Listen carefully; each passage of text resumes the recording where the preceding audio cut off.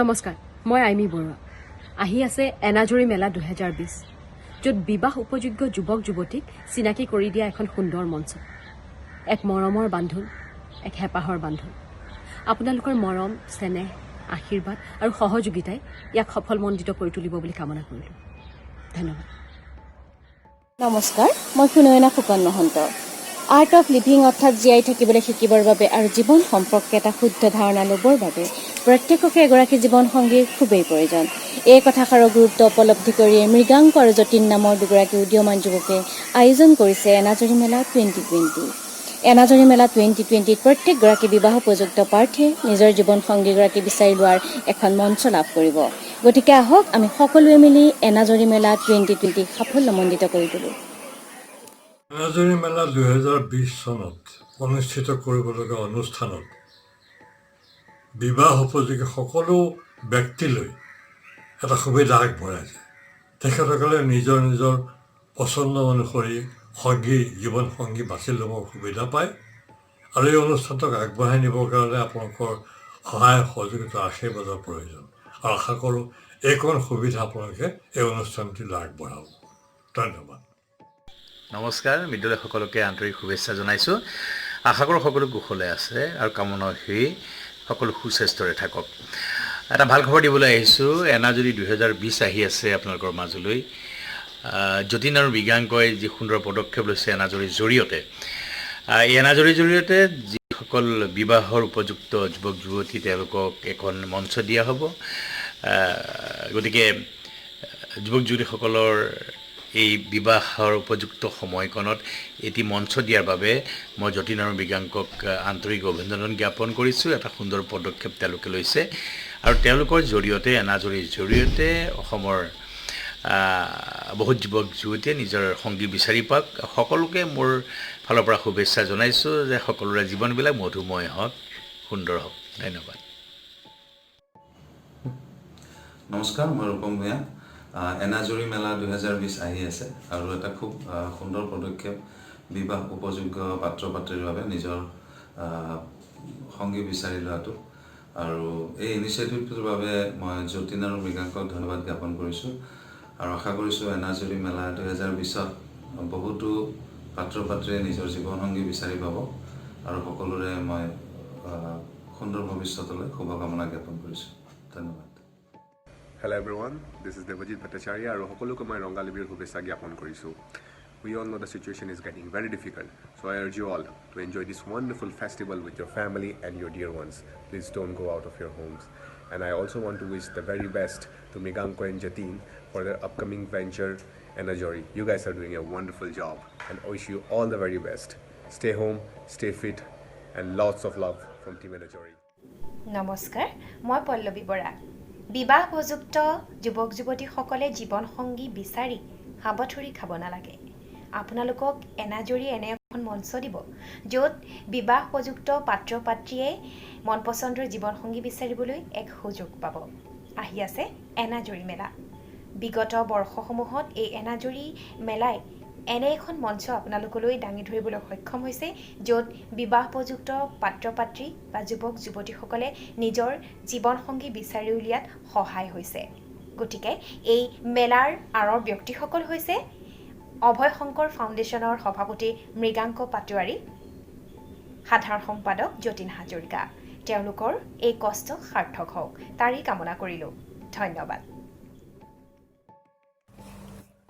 এনাজৰী জীৱন পূৰ্ণ কৰা সুখৰ এখন সংসাৰ কৰা সঁচা মৰমেৰে সঁচা হৃদয়েৰে বান্ধিবা দুয়োকে এনাজৰী এনাজৰী এনাজৰী এনাজৰী। এটা মিঠা অনুভৱ এনাজৰী। অভয় শংকৰ ফাউণ্ডেশ্যনৰ এটা প্ৰয়াস এনাজৰী ইভেণ্ট আহি আছে আপোনালোকৰ মাজলৈ, য'ত আমি জীৱন লগৰী পাম। আমাৰ অসমত এতিয়ালৈকে তেনেকুৱা অনুষ্ঠান খুব কম হৈছে আৰু আমাৰ বিবাহিত যিসকলৰ লগৰী এৰি থৈ গৈছে বিবাহিতসকলৰ তেখেতসকলেও এইটো মানে যোগাযোগ কৰিব পাৰিব আৰু যিসকল অবিবাহিত তেখেতসকলেও জীৱন সংগী পাব। মই এই মুহূৰ্তত আমাৰ যতীন হাজৰিকা তাৰ ছেক্ৰেটেৰী আৰু প্ৰেছিডেণ্ট মৃগাংক পাটোৱাৰী তেখেতসকলক বহুত বহুত ধন্যবাদ জনাইছোঁ এটা সুন্দৰ গীত মোক মানে সৃষ্টি কৰাত সুবিধাটো দিয়াৰ বাবে। আৰু অসমবাসীলৈ মই কি ক'ম, অসমবাসীক মই কৈছোঁ যে আপোনালোক আহক আৰু যোগাযোগ কৰক।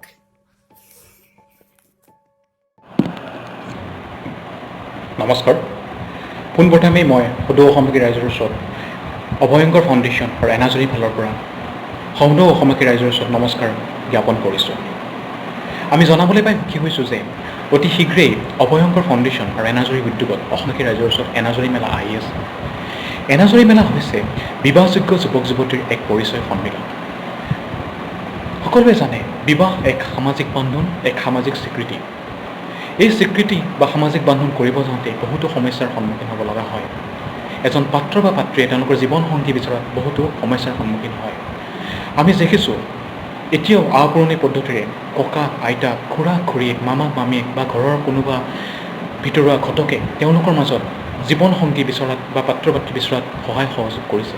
কিন্তু ই কিমান ফলপ্ৰসূ হয়, কেনেকৈ আগবাঢ়ে, জীৱনটো নিয়াৰিকৈ জীৱন যাপন কৰাৰ ক্ষেত্ৰত বহুতো বাধ্যবাধকতা সমস্যা আহি পৰে। সেয়েহে এই অভয়ংকৰ ফাউণ্ডেশ্যন আৰু এনাজৰীয়ে 2017 চনত এক পৰ্যালোচনা কৰি এই এনাজৰী মেলাৰ প্ৰথমবাৰৰ বাবে অসমত আয়োজন কৰিছিলে। এই অনুষ্ঠান আয়োজন কৰা হৈছিলে তেতিয়া ৰবীন্দ্ৰ ভৱনত 29 মে' তাৰিখে। আৰু এই ক্ষেত্ৰত অসমৰ স্বনামধন্য শিল্পী নিপন গোস্বামী ছাৰ, অনিমা চৌধুৰী বাইদেউ, মানস ৰবীন, স্বাগত বৰুৱা আৰু গৰিমা শইকীয়াকাৰ, ছিকিমি তালুকদাৰ বাইদেউসকলে আমাক যথেষ্ট সহায় সহযোগ কৰিছিলে। আৰু সেইখিনি সময়ত আমি অতি কম সময়তে 70-80খন বিবাহ অসমৰ বিভিন্ন ঠাইত প্ৰদান কৰিবৰ কাৰণে আমি সফল হৈছিলোঁ। তাৰ পৰৱৰ্তী পদক্ষেপ হিচাপে আমি 2 বছৰ পুনৰবাৰ আকৌ চালি জাৰি চাই সমগ্ৰ অসমৰ পৰিস্থিতি চাই দেখিলোঁ যে বিবাহৰ ক্ষেত্ৰত সঁচাকৈয়ে এক জটিল সমস্যা আছে। হয়তো বহুতো পাত্ৰ পাত্ৰীয়ে, বহুতো পৰিয়ালে তেওঁলোকে এই ক্ষেত্ৰত আগবাঢ়ি আহিবলৈ বহুতো শংকাবোধ কৰে বা লজ্জাবোধ কৰে। কিন্তু এটা বান্ধোন ভালদৰে দিবৰ বাবে প্ৰথমতে সকলো কথা খোলাখুলি বা আলোচনাৰ মাধ্যমেৰে হোৱাটো যথেষ্ট দৰকাৰ। সেয়েহে এনাজৰী আৰু অভয়ংকৰ ফাউণ্ডেশ্যনৰ সভাপতি মৃগাংক পাটোৱাৰীয়ে এই সমস্যাটো কেনেদৰে সমাধান কৰিব পাৰি পুনৰবাৰ আমি আলোচনা কৰিলোঁ। মই যতীন হাজৰিকা আৰু মৃগাংক পাটোৱাৰীয়ে পুনৰবাৰ চালি জাৰি চাই দেখিলোঁ যে এই অনুষ্ঠানটো পুনৰবাৰ আয়োজন কৰা অতি আৱশ্যক আছে। সেয়েহে এইবাৰ আমি পুনৰবাৰ এই অনুষ্ঠানটো কৰাৰ কাৰণে কিছুমান নতুনভাৱে পৰিকল্পনা কৰিলোঁ। আমি এইবাৰ অকণমান সময় লৈ অসমৰ বিভিন্ন ঠাইত, অসমৰ চুকে কোণে উজনি অসমৰ পৰা নামনি অসমলৈ বিভিন্ন ক্ষেত্ৰত আমি এই অনুষ্ঠানটো আয়োজনৰ বাবে চেষ্টা কৰিছোঁ।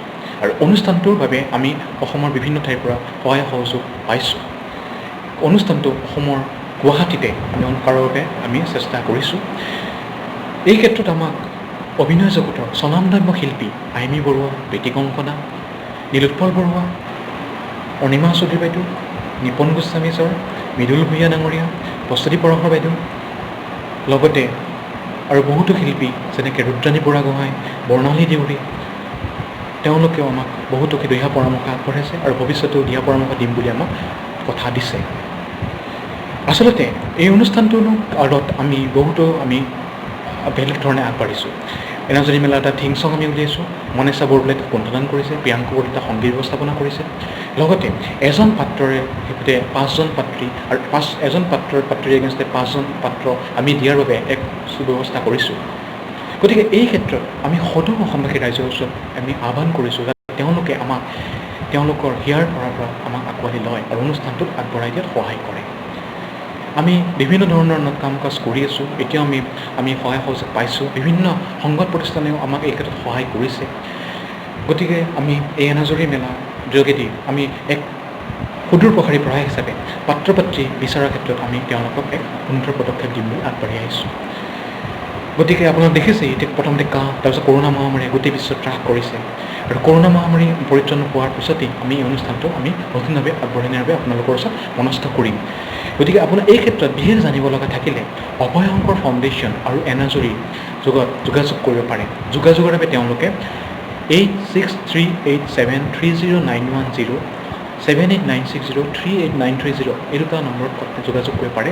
লগতে আমাৰ গুৱাহাটীৰ কাৰ্যালয়তো তেওঁলোকে যোগাযোগ কৰিব পাৰে। গতিকে অতি শীঘ্ৰেই আমি আপোনালোকৰ ওচৰত আহি আছোঁ নতুন ৰূপত, নতুন ভাৱত, আৰু আপোনালোকৰ জীৱন সংগী যাতে তেওঁলোকে বিচাৰি উলিয়াব পাৰে তাৰ বাবে আমি সহায় কৰিম। আৰু এই ক্ষেত্ৰত আমি অকল অবিবাহিত যুৱক যুৱতী নহয়, বিধৱা ক্ষেত্ৰতো হওক, যাৰ পত্নী মৰি গৈছে তেওঁলোকৰ ক্ষেত্ৰতো, আৰু যাৰ বিবাহ বিচ্ছেদ হৈছে আমি তেওঁলোককো এক পদক্ষেপ দিম। পুনৰবাৰ মই যতীন হাজৰিকাই সদৌ অসমবাসী ৰাইজক কাতৰাকৈ অনুৰোধ কৰিছোঁ যাতে তেওঁলোকে অনুষ্ঠানটো আঁকোৱালি লয় আৰু নিজকে ঘৰত থাকি সুৰক্ষিতভাৱে তেওঁলোকে জীৱন অতিবাহিত কৰে। নিজকে সুৰক্ষিত থাকিলেহে সুৰক্ষা পাব। ঠিক আছে, ধন্যবাদ, নমস্কাৰ।